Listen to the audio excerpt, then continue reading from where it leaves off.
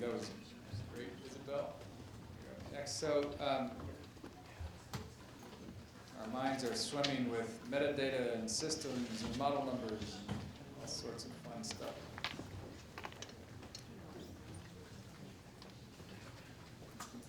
So this next presentation is Isabel Meyer from Smithsonian Institution. And Isabel, first slide does that for some reason. Why? Go back. Isabel will tell you a bit about the Smithsonian Institution, but I'll say what I found particularly compelling to bring Isabel here today and talk to us is because Andrea pointed out earlier today that we've reached a certain level with digital asset management systems. You know, we're starting to see people migrate from one to another. We're seeing things mature. We're seeing systems evolve in very interesting new ways. And I think Isabel has just done amazing work at the Smithsonian with developing and evolving the system that they've been working with. So I wanted to get some insights into that. Do you prefer to use a handheld or this? That's fine. Well, first of all, thank you all for taking the time to come, and thank you, Chris, for inviting me to speak. I am Isabel Meyer with the Smithsonian, and I'm going to talk more about how we've evolved the system and some of the what I consider the critical things that led to successful adoption of the system, and not so much about the application itself. If you have questions about that, you can talk to me later. First of all, if you're not already familiar with the Smithsonian, we are the world's largest museum complex. We have more than 30 facilities around the world. We hold over 138 million objects in our collections, about over 6,000 staff members, 5,000 volunteers, and we have now digital volunteers as well. So we're quite a very diverse organization with a lot of content. We're 19 museums, 9 research libraries, and the National Zoo.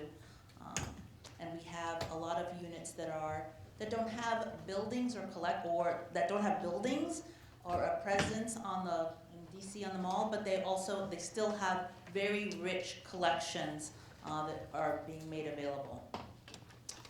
A little bit of background, because I think this is kind of fun, is why are we called the Smithsonian? Well, James Smithson was an English scientist and researcher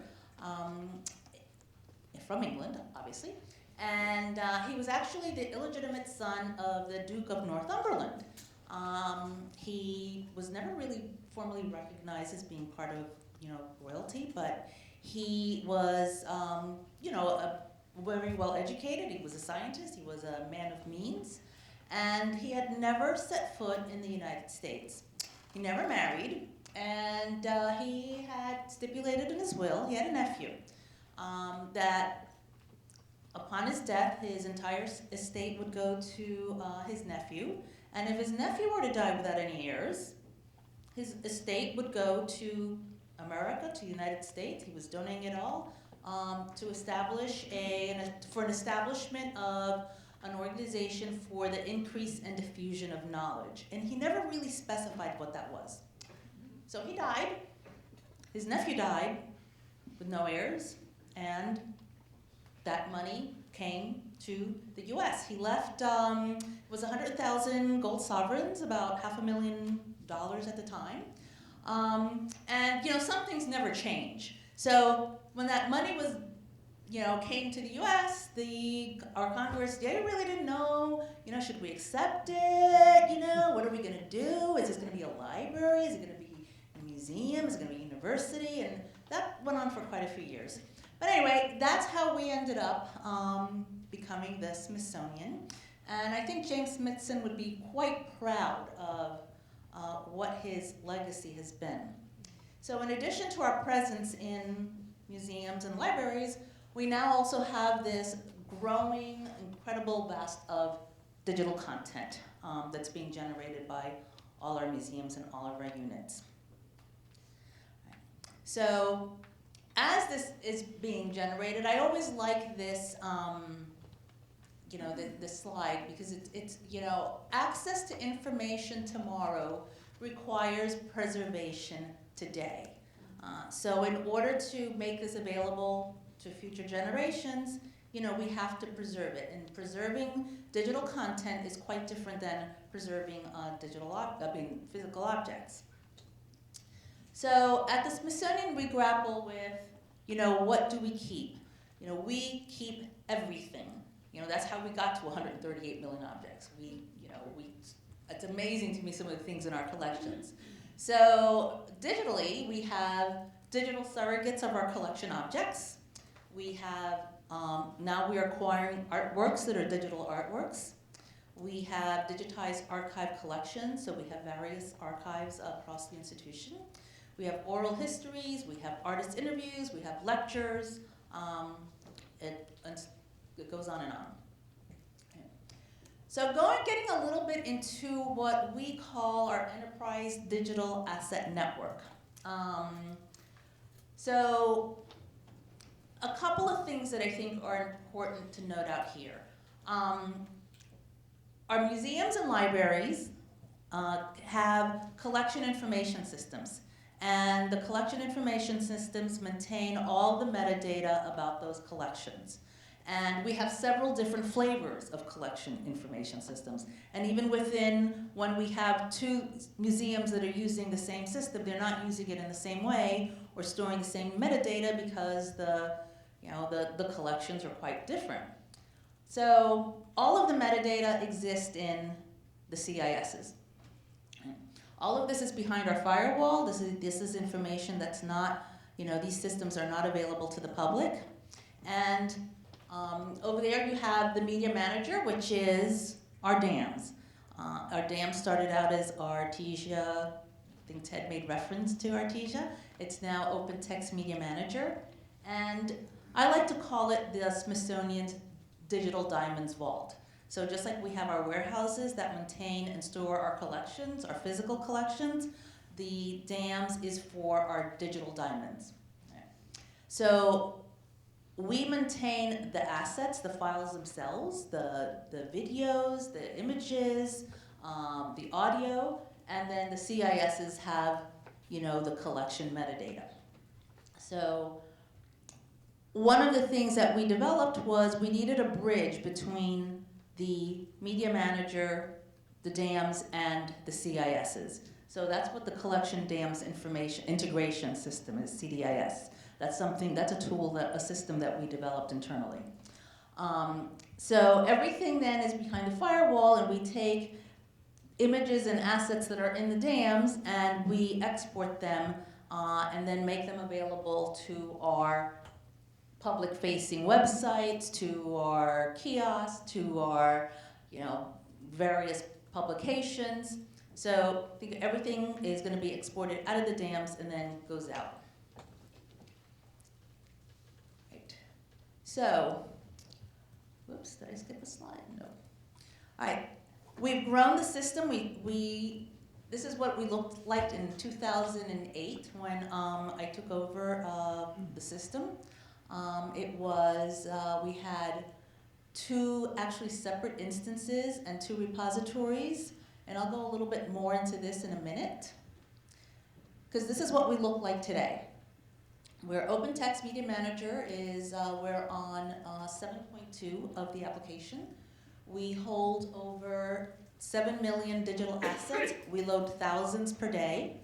Our repository is 1.4 petabytes at the moment, and as we speak, we're building out another petabyte and redoing and migrating our digital repository.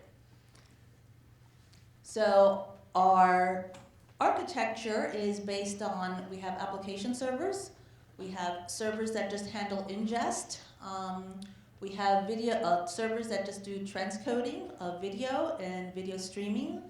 We have servers that are dedicated just to export. We have a server for the index. We have workflow servers.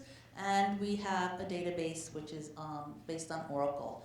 So from that early environment that you saw, we are growing and we're getting ready to migrate this platform yet again. Right. So a little bit as to how we got to where we are today and what were the key things that led to the adoption and growth of the system. So we actually started, the Smithsonian started in 2002 when 4 of our units decided that they wanted to do some research. They recognized the need for a digital asset management system, and they formed a working group. That was our Center for Folklife Cultural Heritage, American Indian Museum, the Natural History Museum, and the zoo. They requested funding for a pilot, and they went out and evaluated 28 products that were available at the time and ended up selecting Artesia in 2005 as the pilot for a pilot deployment. They built a metadata model, they started figuring out how to use the system, but it wasn't a supported project. In about 2007 timeframe, our CIO at the time recognized that we were creating all this digital content and, we needed a system to start tracking it and managing it. And she thought, well, we already have this pilot system. I'm going to take over responsibility for it. I'm going to purchase an enterprise license and, we're going to make this available to all the units. And that was in 2008. So that formalized the dams as a OCIO supported project. OCIO is the Office of the Chief Information Officer. That's the technology branch of the Smithsonian and who I worked for. And they assigned a project manager and funding for that. I was the project manager and I was the person of one. And that initiated the analysis to transition from a pilot system to an enterprise system. Okay. So the first thing I did was I locked down the doors. Because when I started taking a look at the pilot system, I recognized that other than an enterprise license, we were in no way ready to be an enterprise system. So the first thing I did was I started evaluating the hardware, the software, the database infrastructure, reconfigured the SAN and added more storage, started building some standardizations like for user roles, asset security policies, some required fields. And the key things, the things that are in bold are the things as we go through the presentation that I think were crucial. We did a hot folder bulk import implementation.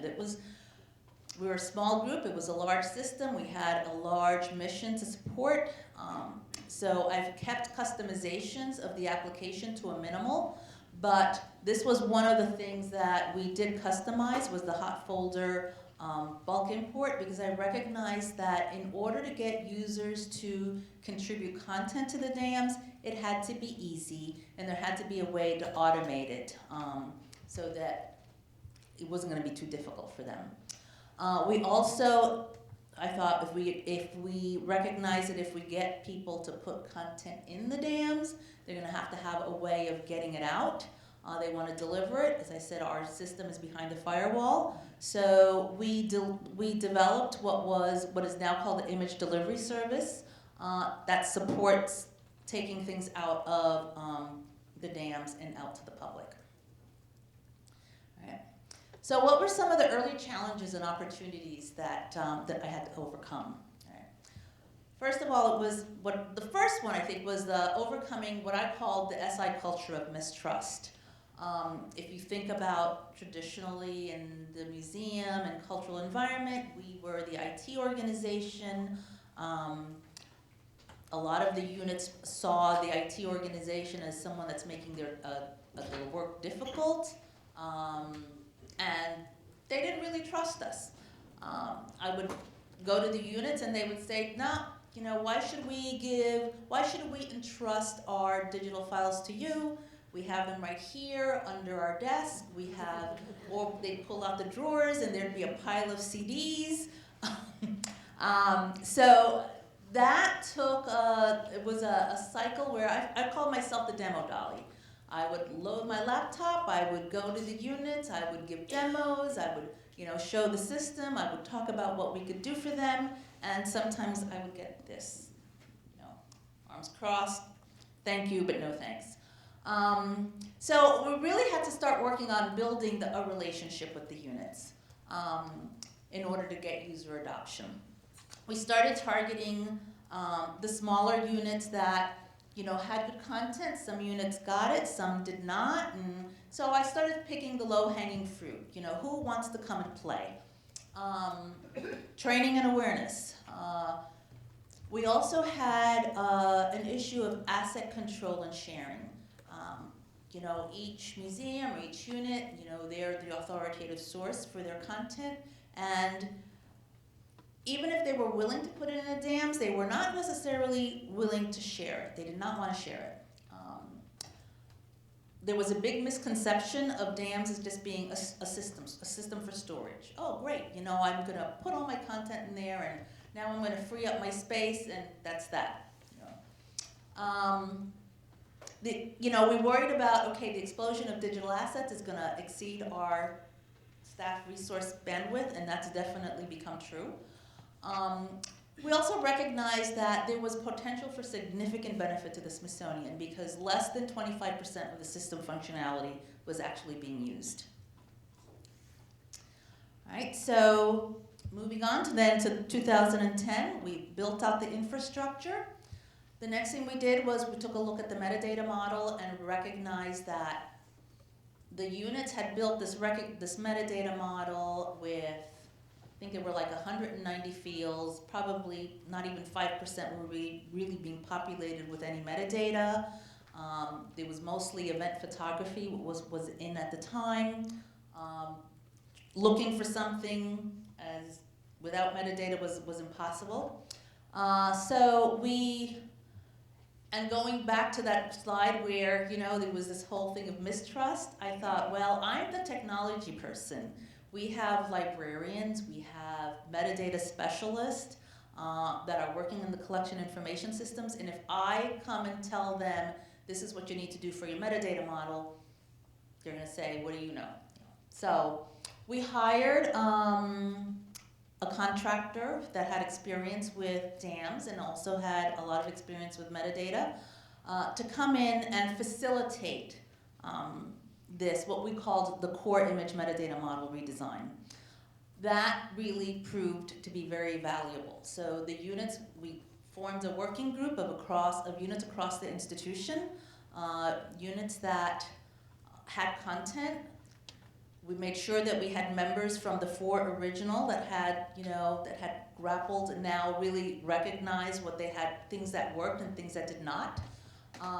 And it took us about a year to finally work out a metadata model that the units thought would be helpful, would be beneficial. And the intent wasn't that we were going to replace the CISs, it was that we were going to develop a metadata model to manage the digital assets. So I'm happy to report that we're still using that model today. We have made a few changes, but most of it is still the way it was developed, and all that has worked. We then opened the dams to additional units for images only. We started just with images. So now we're at 2010. We have solid infrastructure. We have support. We have funding. We have core image metadata model that was developed by the units, and now that's when I thought we were ready for business. Also around that time, the Smithsonian issued directives for digital asset access and use, which I think were also beneficial. This was now, it sort of gave strength to why we need to have a digital asset management system and what's its purpose. So we started from there. We then developed our audio video support components. We did yet another upgrade. We configured for high availability so that we had, we have 24/7 operations now. In 2013, we enhanced video functionality. We developed time-based media art standards to support our digital artworks, asset workflow functionality. In 2014 is when we developed our CDIS, our Collection Dams Integration System. Another key component that will come into play in a minute. You see how that all comes together. And we started with our TMS, Collection Information System, which is it's the museum system, and it's what the art museums use for their CIS. And the way that works is we have the CIS, we have the dams, we link that asset, that digital image, to the collection record in the CIS. We map certain fields of metadata. The units decide which metadata they want to map. And the intent is we want to pull over as much descriptive metadata into the dams to facilitate finding the assets. Now that happens automatically. We do that mapping. We run metadata syncs every night. So we pull over any assets that are linked. We match them up and we pull the metadata. And if it changes in the CIS, we change it. It automatically syncs and changes in the dams. So we pull in that metadata, and then the image, the IDS, the image delivery service, takes derivatives of those assets and pushes them out and makes them available to the public. All right, so 2015, now we have this system that works really well. It has, we can ingest a lot, we can export, we have a link to the CISs. So of those 138 million objects, if you think about it, that's going to be a lot of content, a lot of digital assets. At any given time, probably less than 3% of our collections are on exhibit. So the way that we can share and make these collections publicly available is through digitization. But, it's expensive.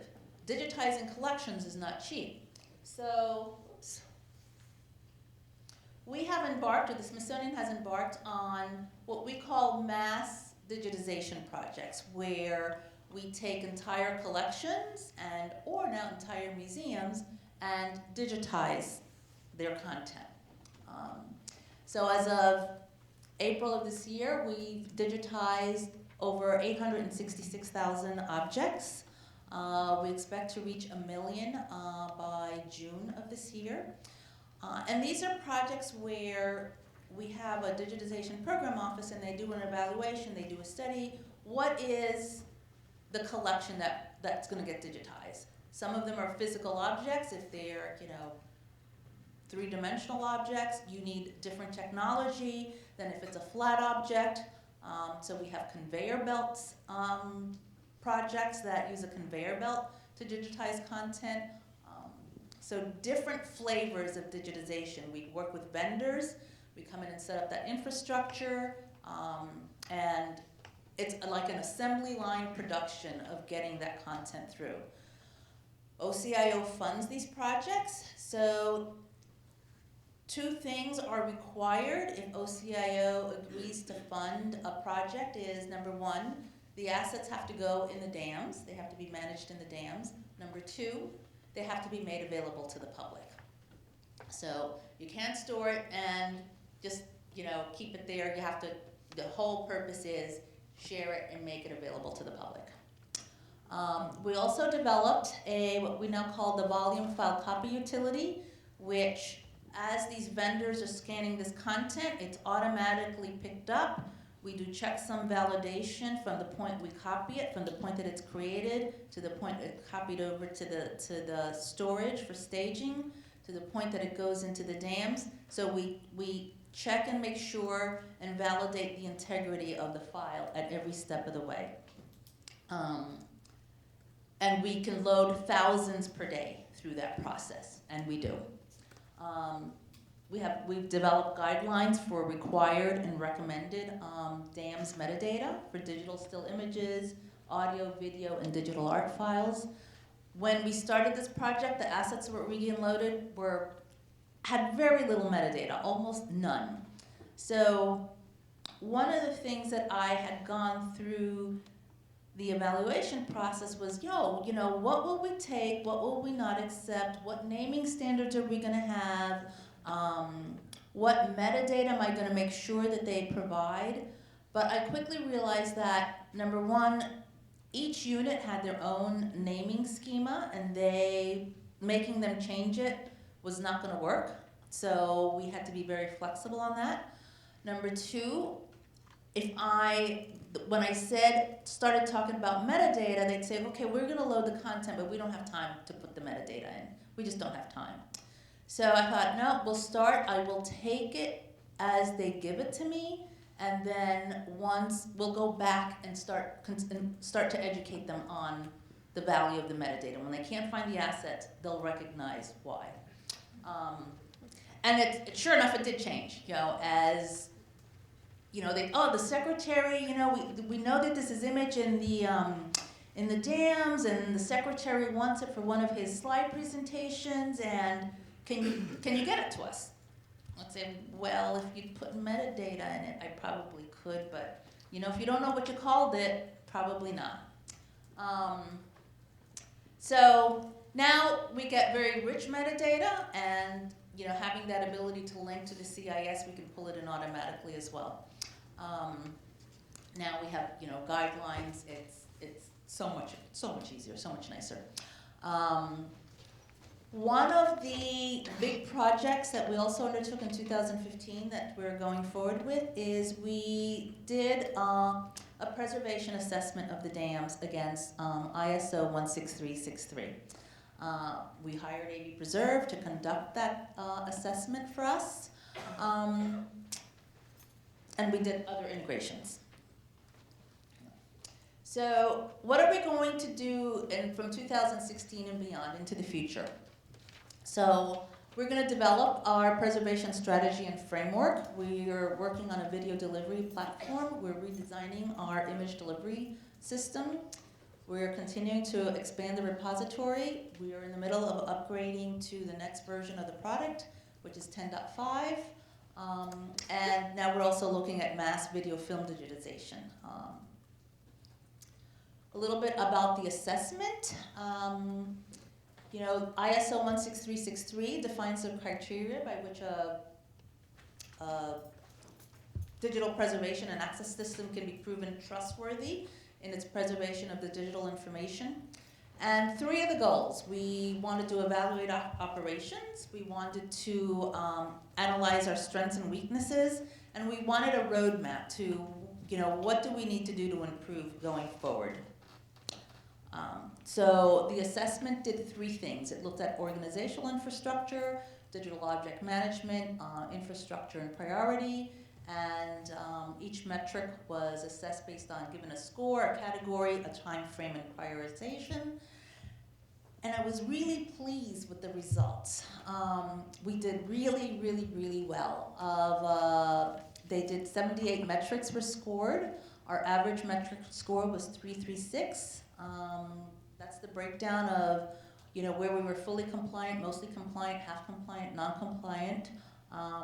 We scored very high in technical and security infrastructure, and what we ended up was that we needed to document and better define what our strategy was. So we're low on documentation and formalizing policy. So that's one of the projects that we are moving forward with. It's probably going to take us about a year to develop that framework. So this is what we're doing with what we're digitizing. These are some examples of the collections that are being digitized through the mass digitization projects. If you go to collections.si.edu, you can browse through that website and find a lot of this digital content. It's a lot of fun. One of our digital gems is the Freer Sackler. We have, I think, a couple of people here that are from the Freer, Corey Grace and Melinda Jean Tamerlan. This was our first museum that said, we are going to make our entire collection, we're going to digitize it, we're going to make it available to the public in high res for download for non-commercial use. They have succeeded in doing that. It was a big effort on their part. On our part, we was also one of the first units that was integrated with TMS.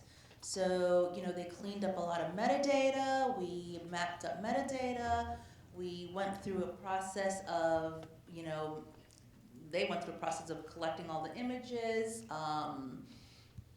and you can go to our site, and it's openfs.si.edu, and browse their beautiful content. It's a wonderful collection. This was another example of one of our early mass digitization projects. This was American history. They have a collection of currency plates when the US had their own, each state had its own currency. Very valuable collection and of interest to numismatic collectors. And they embarked on a mass digitization project. So from the point that the object was scanned to the point that it was available to the public, it was done in 24 hours. Then we had digital volunteers that were, we also developed a transcription center, so they would go online, they'd pull up a set, and they would do the transcription of, you know, the data. So really fun project. And last but not least, one of our other digital gems is the CooperHewitt Smithsonian Design Museum here in New York City. If you haven't visited it, you really should. They were closed for a period of time, and they used for renovation. It's the Carnegie, Andrew Carnegie's house, which is the mansion on 92nd Street, so they renovated it. And they took that opportunity to digitize their entire collection. They've recently succeeded. They've just finished, last month. And this is going to be a video, if I can get it to play from here. I may have to switch to,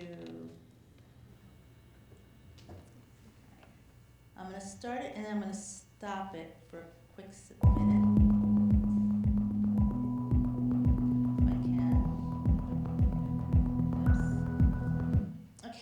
So this is an example, and every time I see this video, the first time I saw it, I almost cried, because it shows how the content can be used. So they digitize their entire collection as a mass digitization project. They're integrated with TMS. They're pulling in metadata. They're making this available to the public, but they're also doing it in very innovative ways.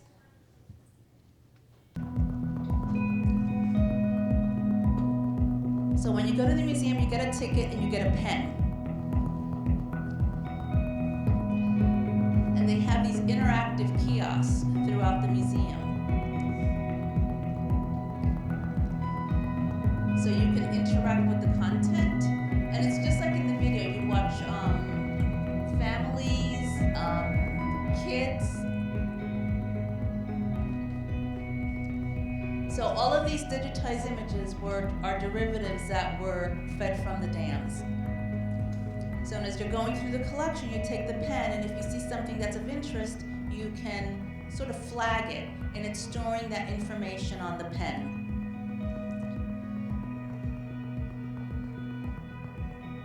So this is a design museum, so all their content is about design.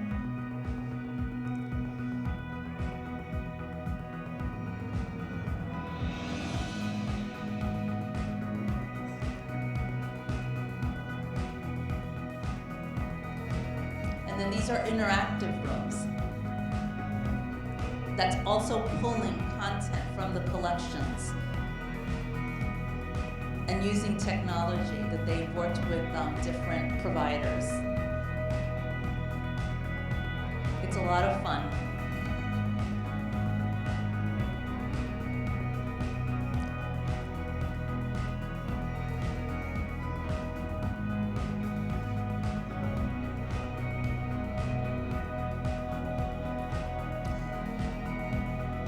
And these are other interactive rooms where you can either pull designs from the collections and create like wallpapers that you can project on the wall, or you can design your own.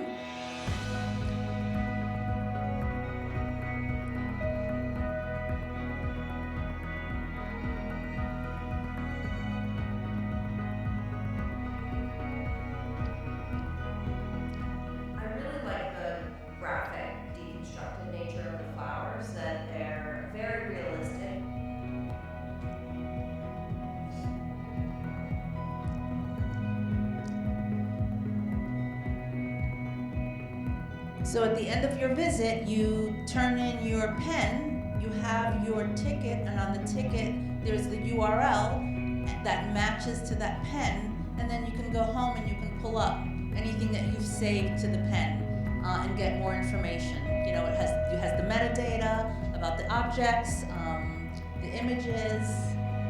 It's really, really cool. And that's why we do what we do.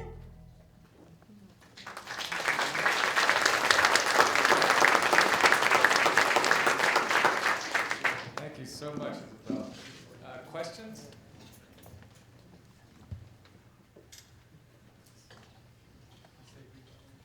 Joel Parham, 20th Century Fox.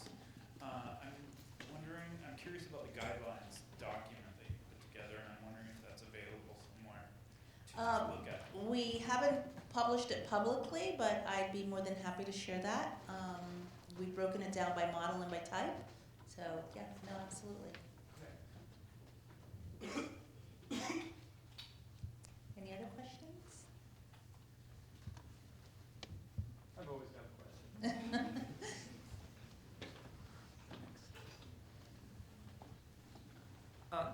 Everyone knows who I am at this point. So, one of the things I've noticed over the years is sometimes working with larger institutions, governmental, quasi-governmental, to really embrace, especially the change management aspects of asset management, digital asset management, workflow automation, metadata, blah, blah, blah. It can be sometimes almost incompatible with the way that procurements of these types of systems are made, in that you need, I think, as has been spoken to earlier today, essentially a project or multiple projects before the project, even to really do requirements gathering and all of that. I'm curious if you guys had the benefit of being able to do those types of projects that actually led up to the further integrations and deployments of the systems, and how that worked to maybe make better, I would imagine, the actual procurement process when it was time to do vendor selection and things like that. Yeah, like I said, the initial working group really did due diligence, and really they did. I still have that document that they went through of ranking all the vendors and deciding what system they thought would work best for them. So they sort of laid that groundwork. And as we've moved forward, we've invested quite heavily in the system. We've also had the benefit of having a really strong executive sponsorship. So our current CIO is, he's very technical, he's wonderful, he supports, he's really built all that infrastructure that we have today, and he has a vision of, he's always challenging us to do more. So the procurement process, it's still, for certain things we still go through, yes, it does take a long time. If we do a sole source, we have to do a justification as to why we go sole source. We have to do competitive bids. So it takes longer than I would like it to, but, we work through it, and, that's the way it is. We have to do it. Can you talk a little bit about, throughout the Smithsonian, Smithsonian does tons of research. So there's research data that's being generated. There's museums which you have across your museum. Some of the digital objects will be the actual primary objects, right? In other cases, you have things like photos of objects. You also have an institutional archive. So can you talk a bit about the scope of the DAM and how it fits into the landscape of all that content? Well, I think one of the things that we're starting to realize is that the DAMs isn't going to be the digital repository for everything. So we do have scientific data, and scientific data sets that are quite large. So there's a separate repository for that type of data that's being designed in the process. There's the archives does store most of their content in the DAMs, but some of the units still do maintain their own separate repositories for certain things. And I think that as the DAMs matures, and as we now develop this framework of, what should go in the DAMs, when you submit content to the DAMs, what should you submit with it, what's our obligation, I think that will become, that'll strengthen that need. Great, thank you. Yes.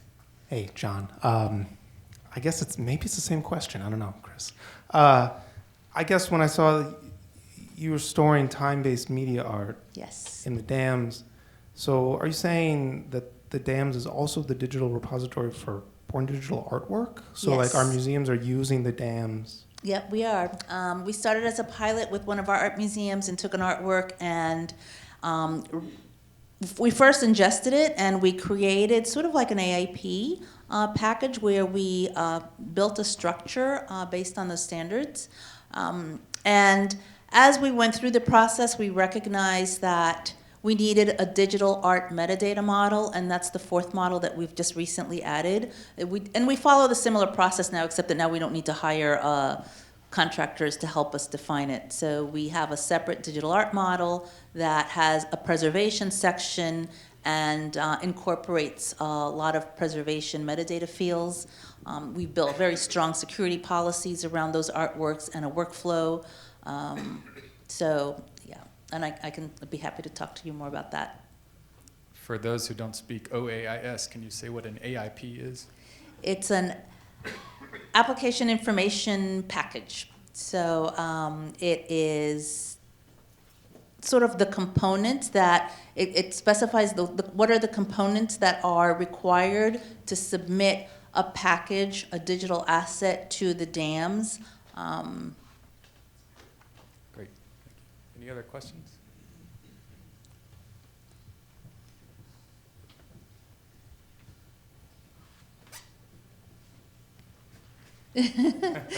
Run.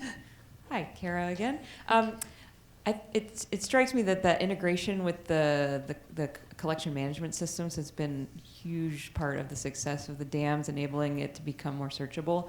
But I'm also thinking about museum collections management is often at a very different level than a file level. So what is the collection of, or the record for an object may result in many different files. Were you struggling? Is that a part of the tricky part of the integration, is to figure out the kind of how to get those objects synced with one another? Yeah, we developed a process where we use the source system identifier, which is the accession number or the object ID, because you're right, we have multiple renditions of an object. So we match all of those renditions with the object record, and there's metadata in the CIS that designates which one's primary. We pull all that over. The primary one is what gets the derivative. The units also decide, in the CIS, there's information about, is this a public image or not? We pull that over, so we have now two flavors of IDS. We have an internal and an external IDS. So the external one is what makes things available. The internal is available only to SI staff. So we started with TMS. We're now integrated with EMU for our science collections for American history, natural history and MAI use EMU. We are integrated with IRIS-BG, which is for our horticulture collections. And we are also integrated with Archives of American Art, created their own CIS, and we've recently added them. So the idea is that CDIS is collection system agnostic, so it doesn't matter what your CIS is. We'll be able to match. If you load your content in the dams, we'll be able to match it with your object and media records in your CIS. Did that answer your question? Cool. Thank you. Great. Thank you so much, Isabel.